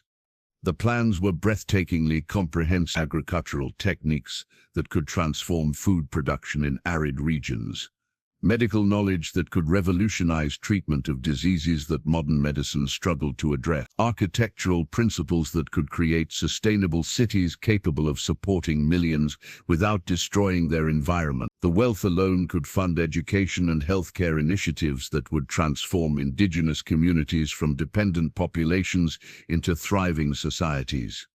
Elena continued, but it would also make us targets for every government and corporation that profits from the current systems of exploitation. Marcus studied a page that showed the projected timeline for the Great Return. It would take decades to implement safely, requiring a network of trusted guardians who could work within existing systems while remaining true to the village's principles of sustainable development and cultural preservation. My father knew this moment would come, Marcus realized, finding Theodore's handwritten notes in the margins of several pages. He spent years building relationships with people who could help facilitate this transition. Theodore understood that preservation without purpose becomes mere hoarding. Elena agreed. The knowledge saved here was meant to be shared eventually. The question has always been when and how, not if. The medallion around Marcus's neck pulsed weakly, its cracked surface still warm, despite the damage it had sustained during the battle. As he touched the ancient metal, images flowed into his mind, visions of what the world could become if the village's knowledge was successfully integrated into modern civilization. Cities that generated more energy than they consumed, farms that improved soil health while producing abundant crops, medical treatments that healed both body and spirit, technologies that served human need without destroying the natural systems that sustained all life. There's something else, Elena said, her voice heavy with the weight of secrets she had carried alone for too long. The village is dying, Marcus. Not from any external threat, but from isolation. We have preserved our knowledge for 5 centuries, but preservation without growth leads inevitably to stagnation. Our population is too small, our gene pool too limited. If we continue hiding, we will fade away within a generation or two. The brutal truth hung in the air between them. The village had succeeded too well at concealment, cutting itself off so completely from the outside world that it had become an evolutionary dead end. So our choice is between risking everything by revealing ourselves or losing everything by continuing to hide, Marcus said. Yes, Elena replied simply, and the choice must be made by someone who can live with the consequences for decades to come. Someone young enough to see the Great Return through to completion. She produced a scroll from within the archive's deepest vault, its parchment glowing with the same inner light as the Golden Codex. The inheritance scroll bore official seals and signatures in multiple languages, but its meaning was clear enough: formal transfer of guardianship from Elena Vasquez to whoever would accept the responsibility. The village needs a guardian who understands both worlds, Elena continued. Someone who can navigate modern systems while remaining true to ancient principles. Someone willing to spend his life building bridges between what was saved and what must be restored. Marcus took the scroll with hands that trembled slightly, feeling the weight of 500 years of accumulated responsibility. Around him, the damaged village floated in its protective clouds, waiting for decisions that would determine whether its preservation had been worthwhile or merely an elaborate form of failure. If I accept this, Marcus said finally, what happens to my old life? To the people who mocked me for inheriting $2 from a crazy old man? Elena's smile held centuries of patient wisdom. You return to them as someone who can transform mockery into possibility, who can prove that the most worthless inheritance sometimes contains the seeds of the greatest wealth. 3 weeks after signing the inheritance scroll, Marcus and Torres descended the mountain carrying backpacks that appeared to contain nothing more valuable than camping gear and rock samples. The communication crystal hidden in Marcus's pack maintained a constant connection to Elena and the village, its gentle warmth against his spine, a reminder that he was no longer just Theodore Webb's son, but the guardian of secrets that could reshape civilization. The transformation in Marcus was visible to anyone who bothered to look. The defeated man who had left town with $2 and a collection of ridicule had been replaced by someone who moved with quiet confidence, whose eyes held depth that spoke of experiences beyond normal human understanding. But the people of his hometown were too busy with their own concerns to notice the change in someone they had already dismissed as a failure. "Remember," Torres said, as they approached the edge of town, "we spent 3 weeks hiking backcountry trails, got lost in a storm, and barely made it out alive. Everything else stays between us until we're ready to move forward with the plan." Marcus nodded, though part of him wanted to march straight to the town square and reveal everything to the people who had mocked his father's obsessions. The more mature part of his mind, the part that now carried Elena's patient wisdom, understood that premature revelation would destroy any chance of successfully implementing the Great Return. Their first stop was Sarah Mitchell's ranger station, where they needed to officially close out Marcus's hiking permit and deal with the search and rescue operation that had been launched when they failed to return on schedule. Sarah took one look at Marcus and knew immediately that something fundamental had changed about him. "You found it, didn't you?" she said quietly, after Torres had stepped outside to make phone calls. "Whatever your father was looking for up there." Marcus met her gaze steadily, feeling the communication crystal pulse with Elena's approval through their connection. Sarah Mitchell had earned the right to know some portion of the truth through years of respecting Theodore's research and protecting the mountain's mysteries from casual exploitation. "Some of it," Marcus replied carefully, "enough to understand that my father wasn't crazy, and that the mountains hold more than most people imagine." Sarah leaned back in her chair, studying his face with the analytical skills of someone trained to read weather patterns and assess risk. "The electromagnetic anomalies stopped 3 weeks ago. Completely. Whatever was causing them either shut down or moved somewhere else. Maybe it just learned to be more careful about attracting attention. Maybe." Sarah's tone suggested she understood more than she was saying. "Marcus, if you need anything, permits, access to restricted areas, someone who knows how to keep secrets, you know where to find me." The offer was more valuable than she realized. According to the Golden Codex, successful implementation of the Great Return would require allies within government agencies, people who could facilitate legitimate research projects that would serve as cover for introducing preserved technologies to the modern world. Their next stop was the bank, where Marcus needed to establish the financial infrastructure that would support his new role as guardian. The banker who processed his account applications was the same man who had witnessed the reading of Theodore's will, and his expression shifted from professional courtesy to barely concealed amazement as Marcus deposited bearer bonds and precious metal certificates worth more than the bank's entire assets. "Mr. Webb," the banker stammered, "I have to ask, where did these come from?" "Some of these certificates are from institutions that haven't existed for decades. Family holdings that my father kept in safety deposit boxes," Marcus replied smoothly, offering documentation that Elena had prepared using technologies the banker would never understand. He was more financially sophisticated than anyone realized. The paperwork was flawless, the certificates authentic by every test the bank could apply. Within hours, Marcus Webb had been transformed from the town's most pitied resident to one of its wealthiest citizens, though he was careful to request that his financial status remain confidential. Torres, meanwhile, was implementing his own part of their carefully planned reintegration. His landscape design business suddenly acquired several major clients who were interested in sustainable development projects that incorporated indigenous agricultural techniques. The fees were generous enough to expand his operations significantly, while maintaining complete discretion about the source of his new expertise. That evening, they met at the diner where Marcus had eaten his last meal before beginning the journey that had changed everything. The same waitress who had served him 3 weeks ago barely glanced up from her order pad, treating him with the same indifferent politeness she showed every customer. "It's strange," Marcus told Torres, as they ate dinner surrounded by people who had no idea their reality had fundamentally shifted. "I have access to knowledge that could transform their lives, wealth that could solve most of their problems, and they can't see anything different about me." "Maybe that's for the best," Torres replied. Elena was right about taking this slowly.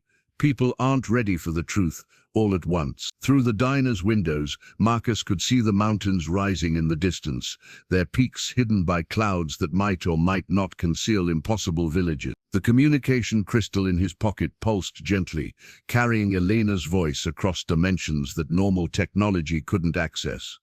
"The first phase is complete," her voice whispered in his mind. "You have successfully returned to the outer world without attracting suspicion. Now the real work begins." Marcus paid their bill with cash that had been transformed from gold by technologies the Federal Reserve would never approve, and stepped out into a night that looked exactly the same as it had 3 weeks ago, but felt completely different. He was no longer the man who had been mocked for his $2 inheritance. He was the guardian of a $100 million legacy, and he had work to do. The next morning, Marcus would begin the careful process of identifying indigenous communities that could benefit from the village's preserved resources. He would start establishing the network of trusted allies that would be necessary to implement the Great Return without attracting the kind of attention that had brought Harrison to their door. But tonight, he simply walked through familiar streets, listening to Elena's guidance through the communication crystal and planning the transformation that would prove his father had been right about everything that mattered. 6 months after returning from the village, Marcus had established the WEBB Foundation for Indigenous Development in a converted warehouse on the outskirts of town. To outside observers, it appeared to be a well-funded but modest non-profit focused on education and sustainable agriculture. In reality, it served as the headquarters for the most ambitious cultural preservation project in human history. The Unity medallions had been Elena's parting gift, smaller versions of Marcus's inherited artifact that allowed trusted allies to communicate across vast distances and recognize each other as members of the growing network. Each medallion was individually crafted to match its bearer's spiritual signature, ensuring that the ancient technology could not be replicated or misused by those with unworthy intentions. Sarah Mitchell had been the first to receive one, her ranger station becoming an early node in the network that now stretched across 3 continents. Dr. Tricia Reeves, the federal agent who had initially investigated Marcus's sudden wealth, had surprised everyone by proving to be a descendant of displaced Cherokee communities. Her medallion now glowed beneath her FBI badge, providing cover for investigations that protected the network rather than threatening it. The latest reports from the Peruvian team are encouraging, Torres announced, spreading photographs across the Foundation's conference table. His landscape design business had evolved into something approaching environmental engineering, with projects that introduced preserved agricultural techniques disguised as innovative research developments. Marcus studied the images of terraced farms that were producing 3 times normal yields while actually improving soil health. The techniques were lifted directly from the Golden Codex, but presented as the result of modern research into indigenous traditional knowledge. "Any problems with government oversight?" Marcus asked, feeling the communication crystal's warmth as Elena monitored their conversation from the village. "None so far. Santos has been brilliant at framing everything in academic terms that satisfy bureaucratic requirements, while preserving the essential elements of what we're really accomplishing." Maria Santos had proven to be an invaluable ally, her archaeological credentials providing cover for research expeditions that were actually scouting missions for additional sites where preserved knowledge could be safely introduced. Her medallion had led her to 3 other hidden refuges, smaller than Athen's Rest but equally important for the network's growing infrastructure. The Foundation's public face was carefully managed to appear successful but not suspiciously so. Marcus had learned to dress down his natural confidence, playing the role of a dedicated philanthropist who had inherited enough money to pursue his passion for indigenous rights. Local media occasionally featured stories about the Foundation's work, but the coverage was routine rather than investigative. "There's something else," Torres said, his expression growing serious. "Sarah's been monitoring Harrison's activities through federal law enforcement channels. He's been quiet for the past few months, but yesterday he purchased mining rights to a large section of the Montana Rockies." Marcus felt the medallion around his neck grow warm with alarm. Harrison's retreat after the battle at Athen's Rest had been too complete too accepting. Men who possessed that level of resources and determination didn't simply abandon projects worth hundreds of millions of dollars. He's searching for another way in, Marcus realized. If he can't reach the village through the traditional paths, he'll try to dig up to it from below. The communication crystal blazed with Elena's urgent response, her voice carrying clearly despite the vast distance between them. The mining operation could destabilize the entire mountain range. Even if he doesn't find the village directly, his activities could collapse the natural systems that maintain our concealment. Marcus made a decision that would have terrified his former self, but felt natural to the guardian he had become. We need to stop him, not through violence this time, but through the kind of systematic opposition that wealthy corporations understand. Over the following weeks, the WEBB Foundation's true capabilities became apparent. Reeves initiated a federal investigation into Harrison's mining permits, discovering environmental violations that should have prevented their approval. Sarah Mitchell provided testimony about endangered species habitats that would be destroyed by the proposed operations. Santos contributed archaeological surveys that identified historically significant sites throughout the targeted area.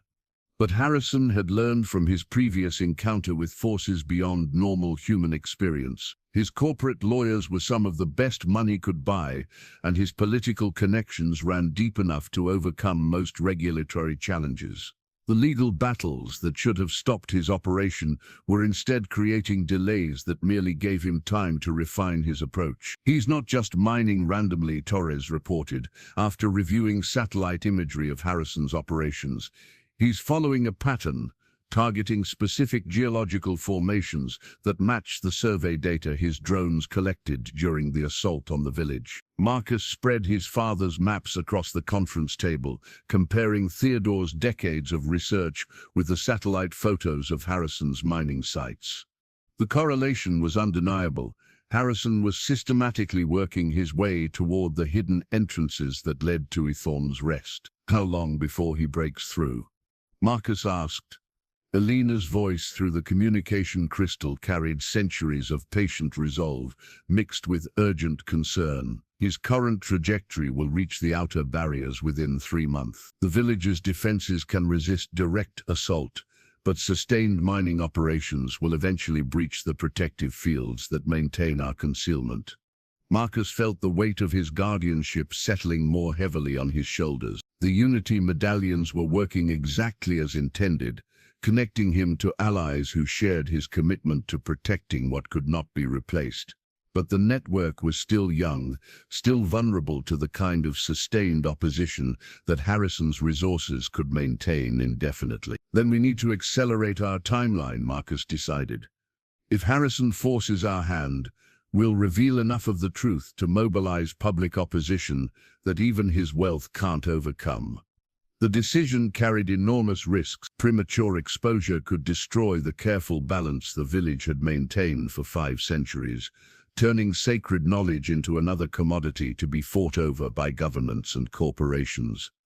But allowing Harrison to succeed would be worse than any risk associated with revelation. That night, Marcus stood on the Foundation's roof, looking toward mountains that appeared ordinary in the darkness, but concealed wonders that most of humanity wasn't ready to understand. The medallion around his neck pulsed with the rhythm of his heartbeat, connecting him to Elena's ancient wisdom and the determination of allies scattered across the globe. The network was growing stronger each day, but so was the opposition. The final confrontation with forces that saw the world as nothing more than resources to be exploited was approaching faster than anyone had anticipated. Soon Marcus would discover whether the patient work of building bridges between ancient wisdom and modern need could succeed before greed and ignorance destroyed what 5 centuries of sacrifice had preserved. The knock on Marcus's door came at 6 in the morning, accompanied by the authoritative voices of federal agents who were clearly not interested in polite conversation. Through the peephole, Marcus could see black SUVs lining his street and personnel in tactical gear establishing a perimeter around his modest home. Marcus Webb, this is Agent Patricia Reeves. We need to speak with you regarding suspicious financial activities associated with the WEBB Foundation. Marcus's hand instinctively moved to the medallion beneath his shirt, feeling its warmth pulse in recognition of another bearer nearby. Patricia Reeves was part of his network, but her presence at the head of an official investigation meant something had gone seriously wrong with their carefully maintained cover story. He opened the door to find Agent Reeves, flanked by 3 men he didn't recognize, their expressions suggesting this was not a friendly visit. Reeves herself looked genuinely distressed, her eyes conveying urgent warnings that her official demeanor couldn't express directly. "Agent Reeves," Marcus said calmly, "what can I do for you?" "Mr. Webb, we have a warrant to search these premises and seize financial records related to your foundation's activities. There are questions about the source of your funding and the nature of your international operation." As the agents moved through his home with practiced efficiency, Marcus caught Reeves's eye and saw her tap the false trail map concealed in her jacket pocket. The deception plan Elena had prepared for exactly this scenario was now in motion, but its success would depend on Marcus's ability to maintain his cover while providing investigators with carefully crafted misinformation. "I assume this is about the mining permits Harrison applied for," Marcus said, settling into his kitchen chair with the calm of someone who had nothing to hide. "My foundation has been opposing his operations on environmental grounds. That's hardly unusual for a conservation organization." Michael Torres, no relation to James, was apparently leading the investigation, his questions precise and aggressive in the way that suggested he was working from inside information rather than fishing for leads. "Mr. Webb, our financial analysis shows that your foundation has moved over $50 million through international accounts in the past 6 months. That's an extraordinary amount of money for someone who inherited $2 from his father." Marcus produced documentation that Elena's technologies had made completely authentic by any standard the government could apply. Bank statements, investment records, and inheritance papers that told the story of a man who had discovered his father's hidden financial arrangements only after Theodore's death. "My father was paranoid about government interference in his research," Marcus explained, allowing a trace of old resentment to color his voice. "He maintained accounts and investments that he never told me about. It took months of legal work to gain access to funds he had been accumulating for decades." Agent Torres was clearly frustrated by the quality of Marcus's documentation, but the false trail map was working exactly as intended. Every lead the investigators followed led to legitimate but ultimately meaningless financial transactions, creating the appearance of secretive but legal activity. "What about your international operations?" Agent Reeves asked, her medallion pulsing beneath her jacket as she guided the investigation away from sensitive areas. "Our intelligence indicates that your foundation has been active in Peru, Guatemala, and several African nations." "Agricultural development projects," Marcus replied easily. "We're working with indigenous communities to implement sustainable farming techniques.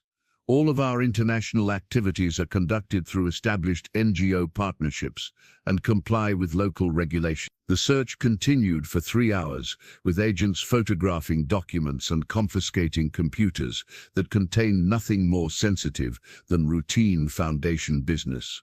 The truly important information was stored in crystalline matrices that no human technology could detect, much less access. But as the investigation progressed, Marcus began to understand that this wasn't really about his foundation's activities. Agent Torres was asking questions that revealed far too much knowledge about electromagnetic anomalies in the mountain region, about historical research into indigenous technologies, and about personnel movements that suggested surveillance of the village's general area. "Agent Torres," Marcus said finally, "exactly what crime do you suspect my foundation of committing?"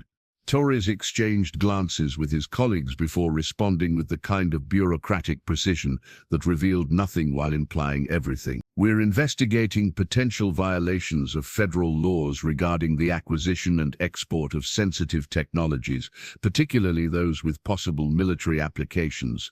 The communication crystal in Marcus's pocket grew warm with Elena's alarm as the true scope of the threat became clear. Somehow, government agencies had detected enough evidence of advanced technologies to launch a formal investigation. The village's carefully maintained secrecy was beginning to crumble under the pressure of systematic surveillance. WEBB agent Reeves said as the search team prepared to leave, "I want to be clear that you are not currently under arrest. However, we strongly advise against any travel outside the country until this investigation is resolved." After the agents departed, Marcus waited exactly 1 hour before using the communication crystal to contact Elena directly.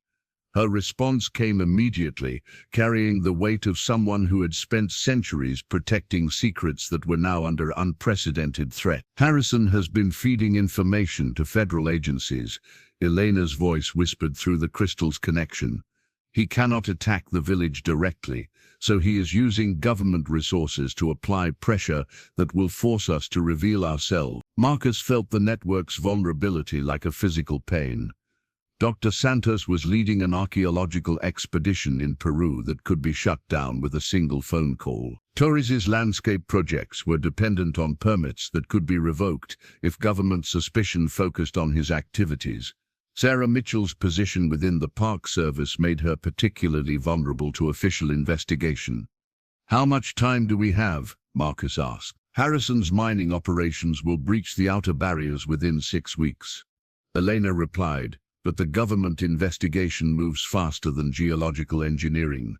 If we cannot deflect their attention, they will discover evidence that will make concealment impossible within days." Marcus stood in his searched and violated home, feeling the weight of 5 centuries of successful preservation, balanced against the reality of forces too large and determined to resist through secrecy alone. The Unity medallions connected him to allies who shared his commitment, but they also connected him to responsibilities that no individual should have to bear. The next phase of Harrison's assault had begun, and this time he was using the law itself as a weapon against mysteries that predated every legal system on Earth. Soon, Marcus would have to choose between maintaining the village's protection and accepting the destruction of everything the network had worked to accomplish. The call came at 3 in the morning, Elena's voice crackling through the communication crystal with an urgency that jolted Marcus from uneasy sleep. "They found us. Harrison's people broke through the outer barriers 2 hours ago. Military forces are mobilizing, and we have perhaps 6 hours before they reach the village itself."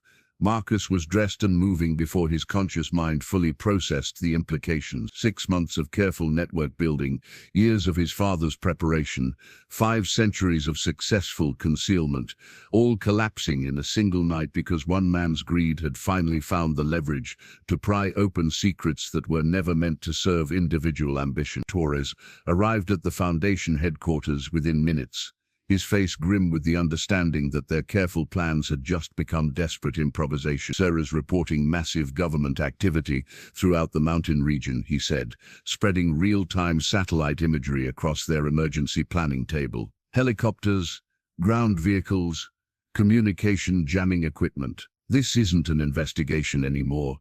It's an invasion." And the Unity medallions blazed with distress signals from network members worldwide. Dr. Santos in Peru, Dochin at the university, even Agent Reeves from within the federal investigation itself, all reporting that their activities were being shut down, their assets frozen, their movements restricted. Harrison had orchestrated a coordinated assault that was dismantling their entire operation simultaneously. "Elena," Marcus spoke into the communication crystal, "what do you need from us? The village can defend itself, but only by revealing capabilities that will change everything," Elena's voice replied, heavy with the weight of decisions that could not be undone. "If we fight openly, there will be no returning to concealment. The world will know that places like this exist, and every government will want to claim or destroy what they cannot control."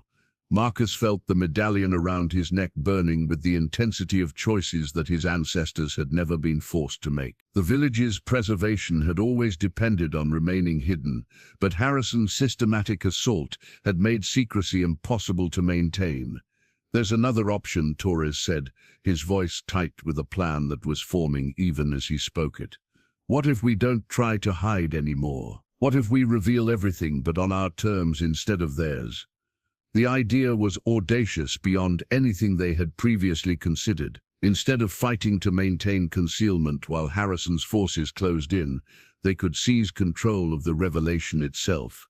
presenting the village's knowledge to the world as a gift rather than allowing it to be seized as plunder. "The sacrifice stone," Marcus whispered, remembering Elena's teachings about the final trial that every guardian eventually faced.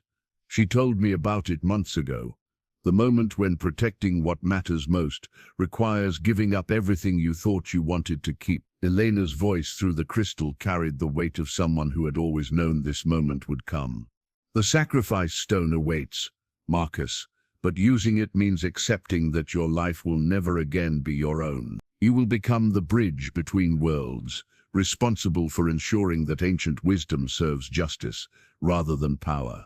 Marcus closed his eyes and felt the network's collective strength flowing through the Unity medallions. Sarah Mitchell at her ranger station, ready to coordinate media coverage that would frame the revelation properly. Dr. Santos, preparing to present archaeological evidence that would support the village's historical claims. Agent Reeves positioned within the government investigation to influence how official responses developed. "Do it," Marcus said, surprising himself with the certainty in his voice. "Better to reveal the truth while we can still control how it's told than to let Harrison and his government allies decide what the world learns about us." The next hour unfolded with the precision of a plan that had been rehearsed in imagination but never tested in reality. Marcus and Torres raced toward the mountains while network members worldwide began implementing a coordinated disclosure strategy that would present the village's existence as the greatest archaeological discovery in human history. The communication crystal blazed with Elena's voice as she began the ritual that would transform the sacrifice stone from protective barrier to revelatory beacon. "Remember, Marcus, once this begins, there is no stopping it. The village will become visible to every satellite, every aircraft, every human eye that looks toward these mountains. We will be exposed, but we will also be protected by the world's attention." As they climbed toward the village through passages that were no longer secret, Marcus felt the medallion around his neck changing, its ancient metal becoming something new under the pressure of forces no previous guardian had been required to channel. He was no longer just Theodore Webb's son, or even the village's chosen protector. He was becoming something unprecedented, a bridge between the preserved wisdom of the past and the desperate needs of a world that was only beginning to understand how much it had lost when it chose domination over harmony. Above them, the sacrifice stone began to glow with light that would soon be visible from space, calling the world's attention to truths that could no longer remain hidden. The final test had begun, and its outcome would determine whether humanity deserved the second chance that 5 centuries of sacrifice had preserved. The prosperity seeds were smaller than Marcus had expected, each one no larger than a grain of rice, but pulsing with the same inner light that had once illuminated the heart of Athens. 5 years had passed since the village revelation transformed him from a mocked heir into one of the most recognizable figures on earth, and these final gifts from Elena represented the culmination of everything they had worked to accomplish. Standing in his hometown's transformed main square, Marcus could barely recognize the place where he had once been ridiculed for his $2 inheritance. The WEBB Community Center occupied the former site of the lawyer's office where his humiliation had begun, its walls incorporating architectural principles learned from Athens' rest that allowed the building to generate more energy than it consumed. The surrounding streets bustled with activity that would have been unimaginable 5 years ago. Indigenous artisans selling work that commanded international attention, researchers from universities worldwide studying sustainable technologies, and families who had prospered in their ancestors' wildest dreams. "Are you ready for this?" Torres asked, approaching with the ceremonial respect that had replaced their old casual friendship. As Marcus's second-in-command in the WEBB Foundation for Global Indigenous Development, Torres had grown into a role that required diplomatic skills neither of them had possessed when they were just weekend hikers seeking adventure in the mountains. Marcus nodded, feeling the weight of the prosperity seeds in his palm. According to Elena's final instructions, these seeds would complete the Great Return by establishing self-sustaining centers of ancient knowledge in communities that had been systematically impoverished for centuries. Each seed would grow into something far more valuable than the crops it appeared to produce. It would generate the social and economic conditions that would allow traditional wisdom to flourish alongside modern prosperity. The delegations from 37 countries are assembled. Torres continued, consulting the tablet that had replaced his old camera as his constant companion. Representatives from indigenous communities on 6 continents, plus observers from major universities and international development organizations. The ceremony taking place in Marcus's hometown was being simultaneously broadcast to similar gatherings worldwide, all connected through technologies that the village had shared with humanity as part of the controlled disclosure that had replaced Harrison's threatened exploitation. The revelation of Ethan's rest 5 years ago had initially caused the chaos that Elena had feared, but the patient work of the network had eventually transformed public shock into global commitment to preserving and supporting indigenous knowledge systems. Sarah Mitchell, now Director of Indigenous Heritage Sites for the National Park Service, stepped onto the speaking platform that had been constructed using crystalline technologies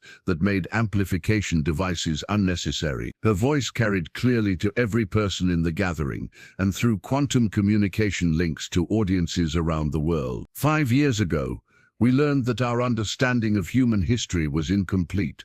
She began, her words carrying the authority of someone who had helped coordinate the most significant archaeological revelation in recorded history. We discovered that wisdom we thought was lost had actually been preserved, protected by people whose courage and foresight ensured that humanity would have a second chance to choose harmony over exploitation. Marcus felt the prosperity seeds responding to the collective intention of the assembled crowd, their inner light growing brighter as they recognized the presence of communities ready to accept responsibility for preserving what could not be replaced. Around the square, the former mockers who had laughed at his father's obsessions now stood with expressions of genuine reverence, understanding finally that some inheritances were too valuable to be measured in conventional currency. Santos approached the platform, carrying the archive documentation that had been prepared using protocols established during the village's revelation. Every seed distribution was accompanied by comprehensive cultural and technical information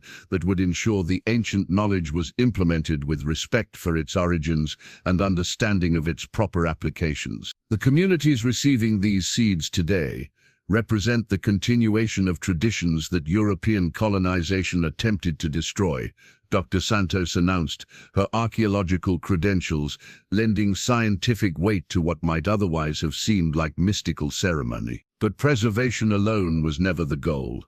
These seeds will grow into demonstration sites that prove sustainable prosperity is possible when human ambition serves life rather than dominating it. Agent Reeves, now serving as liaison between the WEBB Foundation and various government agencies, had spent 5 years helping to navigate the legal and political complexities of integrating preserved technologies into modern regulatory frameworks. Her presence at today's ceremony represented official recognition that indigenous knowledge systems deserved protection and support rather than exploitation or suppression. Marcus stepped forward to address the crowd, feeling the weight of responsibility that had become as natural as breathing during his years as the primary bridge between ancient wisdom and contemporary need. The medallion around his neck had evolved since that day at the sacrifice stone, its surface now bearing new symbols that represented the communities whose lives had been transformed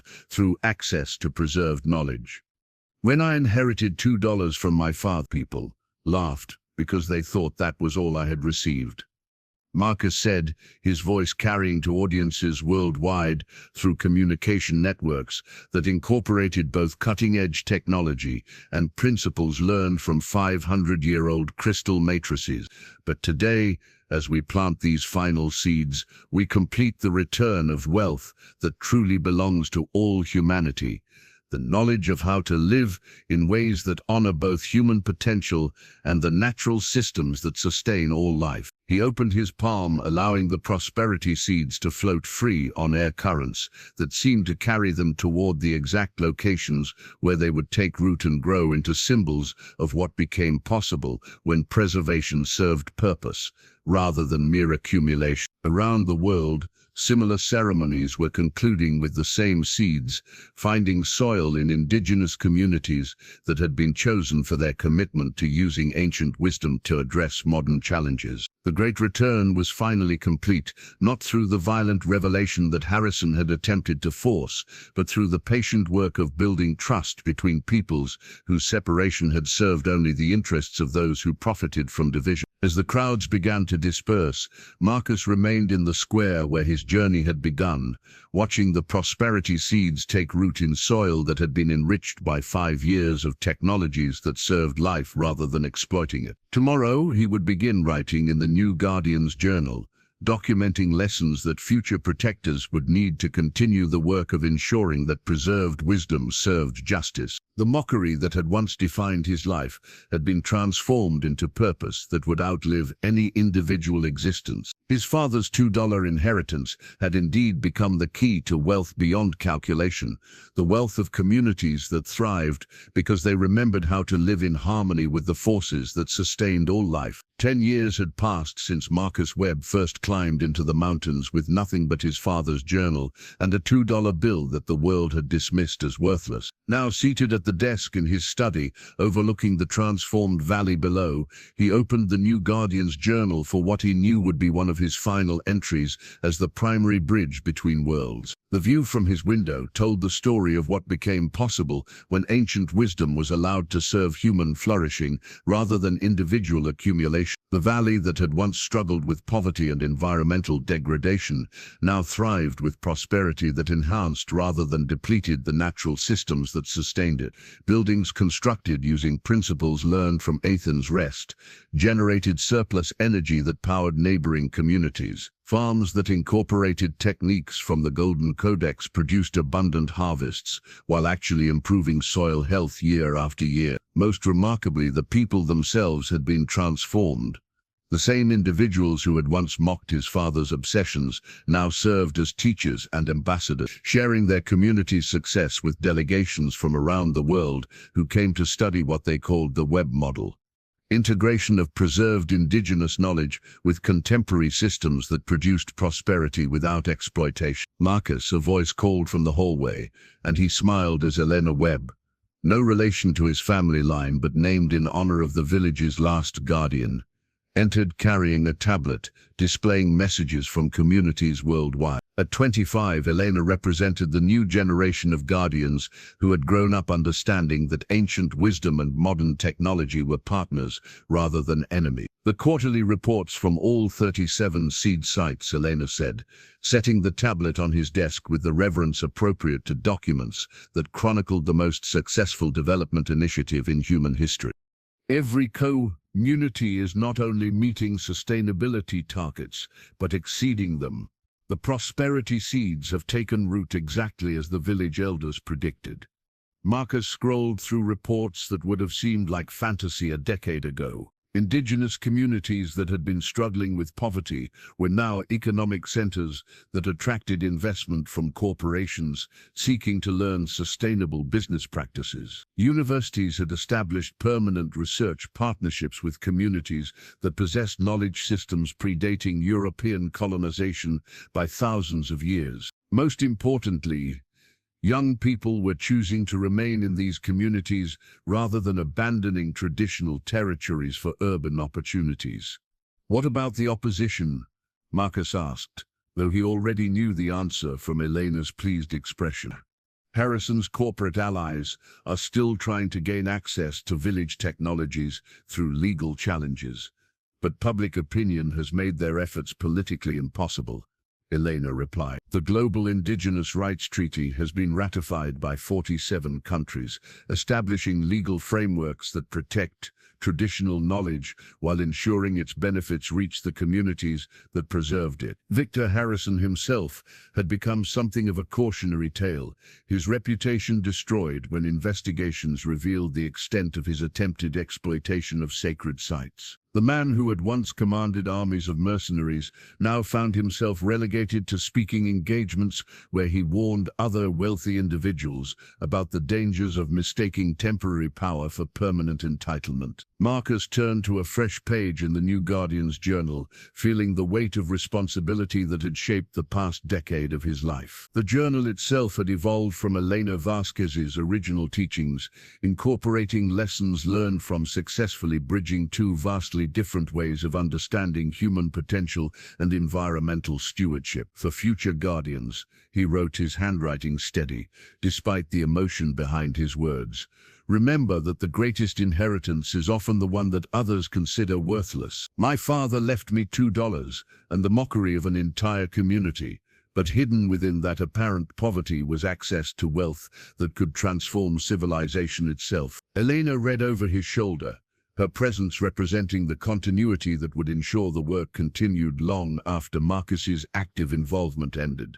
She had been trained from childhood to understand both the ancient protocols that protected sacred knowledge and the modern systems that could distribute its benefits without corruption or exploitation. The village still exists, Marcus continued writing, though it no longer needs to remain hidden. Elena Vasquez lived to see the Great Return completed, passing away peacefully 5 years ago, with the satisfaction of knowing that her people's sacrifices had accomplished their intended purpose. The floating platforms still drift among the clouds, now serving as a pilgrimage site for those who seek to understand how preservation and progress can work together, rather than in opposition. Through his window, Marcus could see children playing in gardens that incorporated both traditional ecological knowledge and contemporary understanding of plant biology. Their laughter echoed across a valley that had learned to measure wealth not in accumulation, but in circulation, not in what could be extracted, but in what could be sustained indefinitely. The foundation will continue its work, Marcus wrote, guided by principles that value wisdom over cleverness, sustainability over short-term profit, and the well-being of future generations over the convenience of present comfort. The network established during the crisis years has evolved into something resembling a new form of civilization, one that honors both human potential and the natural laws that make all life possible. Elena placed a hand on his shoulder, understanding the bittersweet nature of success that exceeded every expectation while requiring the transformation of everything familiar. Marcus had gained more than anyone could have imagined from his $2 inheritance, but the process had required him to become someone entirely different from the man who had been mocked outside that lawyer's office so many years ago. The circle is complete, Marcus wrote in his final entry. What was preserved in secrecy has been shared in wisdom. What was mocked as worthless has proven to be beyond price.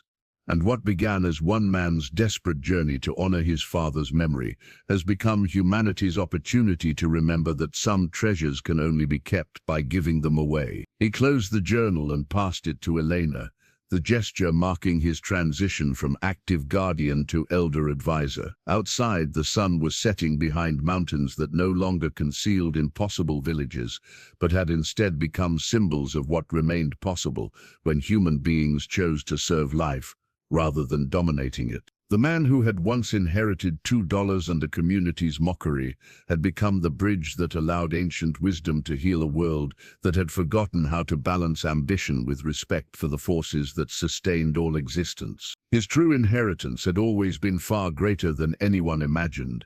It had been the opportunity to prove that the most valuable gifts were often disguised as the most worthless ones.